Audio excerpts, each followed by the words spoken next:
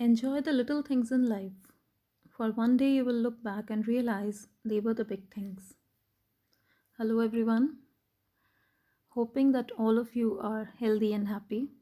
Today, we are going to go through a very emotional story written by Maga Menko.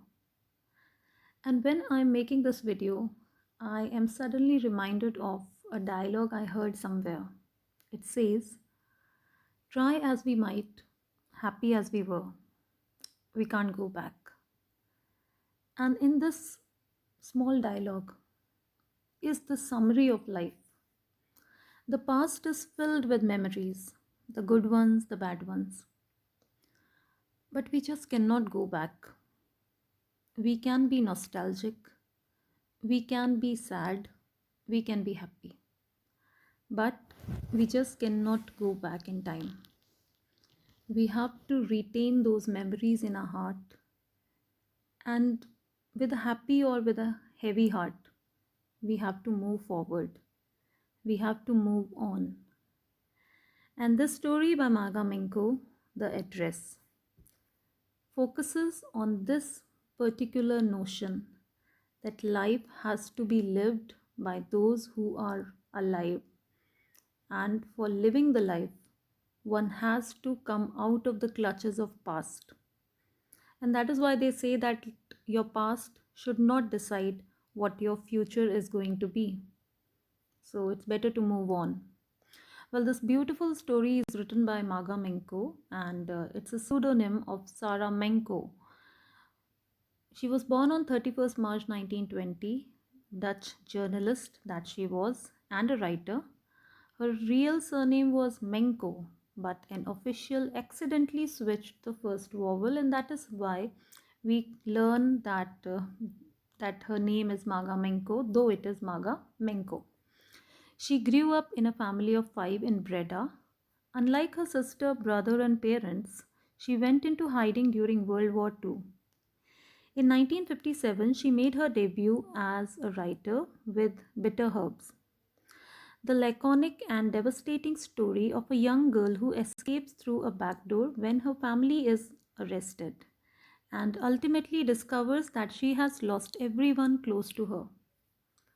The book was a great success at home and abroad, with over 400,000 copies sold out.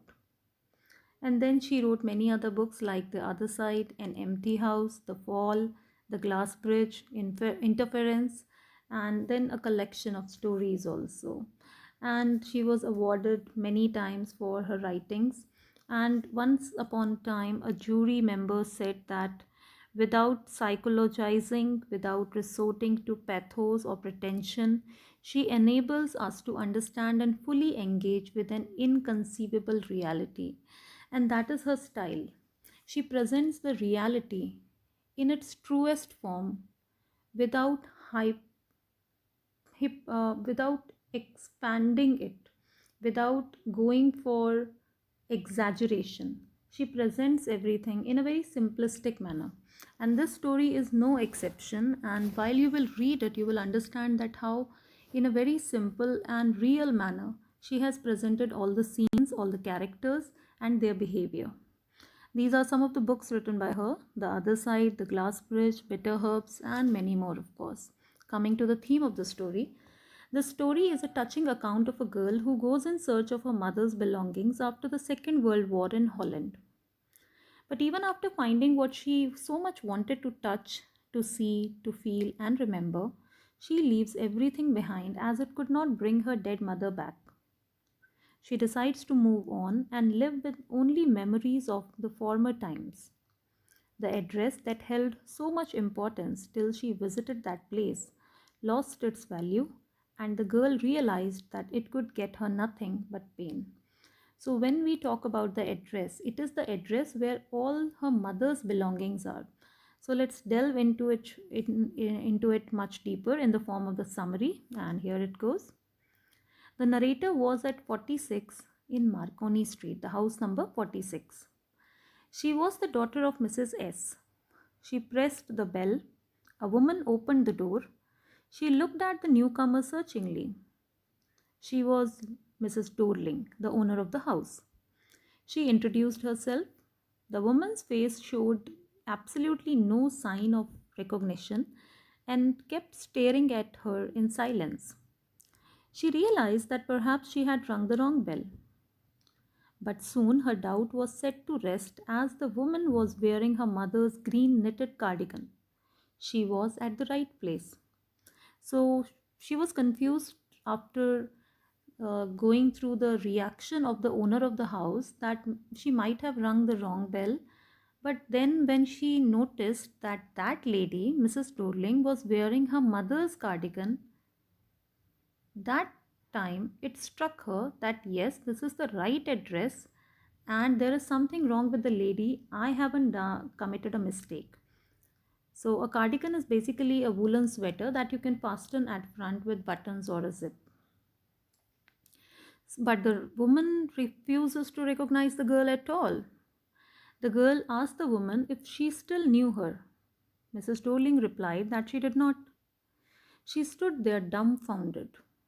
The narrator then told her that she was the daughter of Mrs. S. So Mrs. Dorling was standing like this, with a very surprised expression, with actually no expression. I mean, she was not ready to recognize the girl, whosoever she was. And the girl kept on saying that you knew my mother. And then the woman actually said that, okay, you are so and so. The woman asked, have you come back? By this, it was clear that she was not pleased to see the girl again because she was not expecting anybody to come back. Or she might have heard about it also that the entire family is gone. So she was not expecting anyone to come back from the war. The girl replied that she was the only one who survived and come back. The woman regretted that she couldn't do anything for her. Narrator wanted to talk to the lady for a moment, but she asked her to come at another time. So the narrator was at the right address and her mother's belongings were there. But God knows why the owner of the house, Mrs. Dorling, was not ready to entertain her in any manner and she did not even let her come inside. The narrator then started thinking about her mother when she decides to just go back because, after all, Mrs. Dorling would not open the doors for her. So she decided just to go back. The narrator was lost in memories. She thought about her mother. She had given her the address of Mrs. Dorling years ago. Holland was war stricken. It had been in the first half of the war. She remembered how she came home for a few days. She noticed that various things in the house were missing. Her mother then told her about Mrs. Dorling. She had never heard of her before. Clearly, Mrs. Dorling had been an old acquaintance of her mother. And an acquaintance is somebody that you know a little bit, but it is not a close friend or something. So just that is an acquaintance. So Mrs. S had an acquaintance, and that was Mrs. Dorling, and she used to take away the mother's precious belongings whenever she would come there. And the mother also gave everything because they were indulged in war, and the mother wanted to keep all her precious belongings safe so that later they can go to her place and bring them back. So Mrs. Dorling came frequently. Every time she visited, she took something with her. One day she took all the silverwares. Then she took away the antique plates hung on the wall. So the silverware refers to the silver cutlery, like the spoons and knives and forks, and the antique plates that are usually hung on the walls and nobody eats in them because they are quite precious. Mrs. S said to the narrator that Mrs. Dorling wanted to save all her articles. It was the time of war. If they had to leave, they would lose everything. So, one thing is clear that Mrs. Dorling was the one who volunteered to keep all those precious belongings in her house. It was not the idea of Mrs. S. Narrator wanted to know if there was a written agreement that Mrs. Dorling would return all the articles safely. Mrs. S replied that it was not necessary, but the narrator couldn't trust anyone so blindly. So, this is what happened. And then, when the war ended and she lost everything, the narrator, the mother was gone, her family was gone, the home was gone. So, for time being, she was not ready to bring all those belongings. After all, where would she keep them? All those things. But later on, she changed her mind. So the narrator had remembered the address but waited a long time to go there. Initially, after the war was over, she was not interested in all those belongings lying with Mrs. Dorling.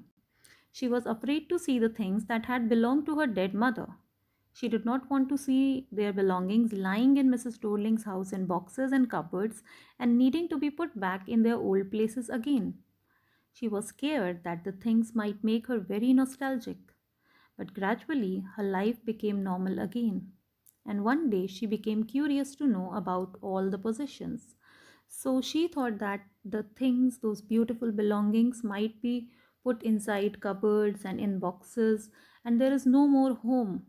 Her home was gone. Where would she hang them? Where would she keep them? The mother is gone too. So, what is the use of bringing them? But after some time, she wanted to have those things because they were the only medium through which she could feel any kind of connect with her dead mother. And there is a word that came there that she might become nostalgic if she looked at those things. So, nostalgia is something that you feel the affection of the past, especially for a happy time. So, she was afraid that she might feel nostalgic. Because she came there to Mrs. Dorling's house to fetch her mother's belongings, that is when she decides to just go back there once more and try it again. The narrator's first visit was not rewarding. She paid a second visit to see Mrs. Dorling. This time, it was a 15-year-old daughter in the house, and Mrs. Dorling was out, and that girl did not know that who she was, the narrator, and she let her come inside. Mrs. Dorling was not there, and she decided to wait for Mrs. Dorling. And when she entered inside the house, that is when she started noticing everything, like all their precious belongings were inside that house, but they were not put in cupboards and boxes. They were being used by these people. They were hanging on the walls, they were lying everywhere. And that house was pretty muggy, pretty damp, uh, dirty, and not properly arranged. So when she looked at all those things in a very strange surrounding, an alien kind of place, she could not understand what has happened to all those beautiful things. The narrator found herself in the midst of things once they belonged to her mother. She wanted to see them again. All those things taken by Mrs. Dorling are kept in her own house. She was pained to note that those things were arranged in an unwell manner. The girl brought tea for her, then she opened a box and took some spoons out of it. The narrator also looked at the antique plates. She knew that all the cutlery, knives, forks, and spoons made of silver belongs to her mother only. So they were using everything, even the antique plates, which are usually hung on the wall, but these people were using them for eating. The narrator was keenly observing the girl, who had a broad back similar to that of Mrs. Dorling, her mother. The girl was placing teacups for tea to be served. She was pouring tea from a white teapot which had a gold border on the lid, and then she took out some spoons from the box. All this crockery and cutlery belonged to the narrator's family. But perhaps the girl was not aware of this fact. She cracked a joke about eating dinner in those antique plates. The narrator also found a burn mark on the tablecloth. The narrator indirectly hinted to the girl that they missed things which are either missing from their original place or have been loaned to somebody. So, when she looked at all those things in somebody else's home, in a very different environment, in such an unwell manner, that connection was suddenly snapped.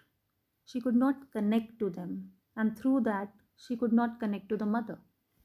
The narrator jumped up. She must catch her train. She couldn't wait for Mrs. Dorling.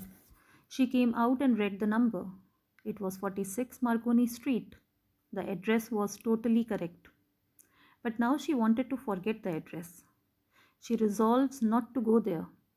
Those nice things had lost their values as their true owner no longer existed, and also because they are kept in such a strange surrounding. She found herself in the midst of things she wanted to see again. She felt oppressed in the strange atmosphere. Everything was arranged in a tasteless way. The ugly furniture and the muggy smell that hung there seemed quite unpleasant. These objects evoked the memory of the familiar life of former times, but they had lost their value since they had been separated from her mother and stored in strange surroundings. She no longer wanted to see, touch, or remember these belongings. She resolved to forget the address and she wanted to leave the past behind and decide to move on.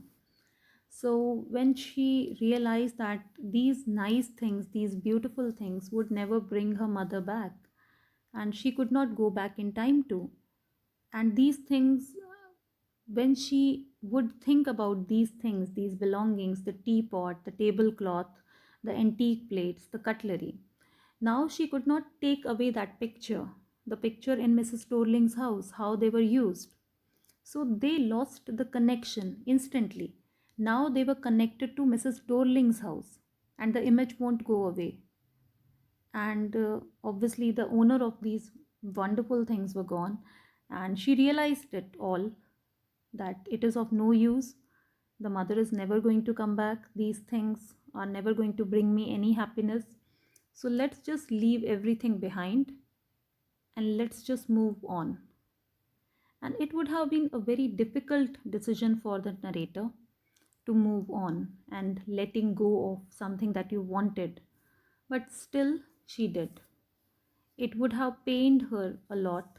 She must have felt the suffering also for months, maybe. But then again, in the end, she decided to move on with life. So, pain, separation, sufferings, they hurt and they will always hurt. So, let it hurt, let it bleed, let it heal, let it heal with time, and let it go. Do not hold on to the pain, the suffering, the past memories.